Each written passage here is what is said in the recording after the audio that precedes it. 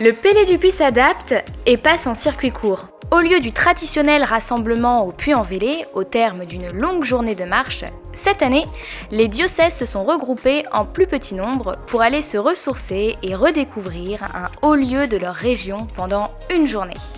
Nous avons suivi les différentes routes à Ars, Noir-Étable et Hautecombe. Il est 6h30 du matin à Lyon, le soleil se lève à peine, les pèlerins arrivent, nous allons voir s'ils sont bien réveillés.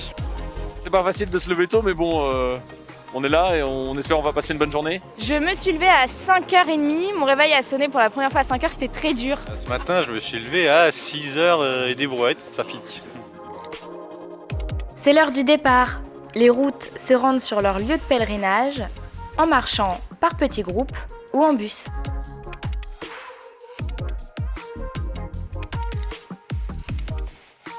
À chaque lieu son programme. Certains ont marché toute la matinée, d'autres ont découvert le sanctuaire par des scénettes ou des jeux.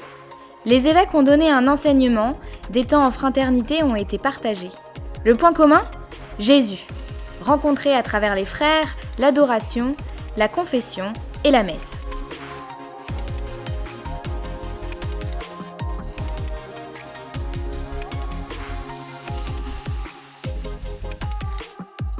On a fait un petit tour à la chapelle du Cœur pour aller admirer le saint curé d'Ars. Nous avons fait une petite prière avec notre groupe d'aumônerie. J'ai pu me confesser aussi pendant ce temps, ça m'a fait beaucoup de bien. On a fait la route du sourire et c'était vraiment un très très bon moment d'échange entre nous. Je suis très contente d'être venue ici. Pierre-Antoine, t'as aimé ? Oui, j'aime bien. La route. J'ai beaucoup apprécié cette journée parce que la messe était très dynamique et on a trouvé beaucoup de neige quand on est arrivé en haut. À la fin de l'adoration, on pouvait aller vers l'autel pour récupérer une petite parole. Et la parole que j'avais prise vraiment juste au hasard, ça m'a beaucoup parlé. C'était vraiment un truc que j'avais besoin d'entendre.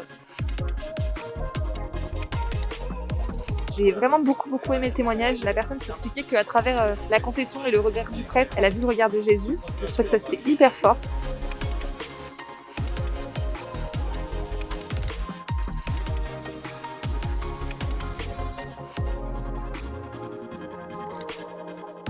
Le thème de cette année est « Personne ne peut apprendre à espérer seul ».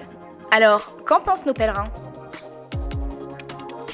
La vie est belle, la vie est une fête. Et donc j'ai pas peur de l'avenir, j'ai l'espoir. Voilà l'espérance que ça inspire.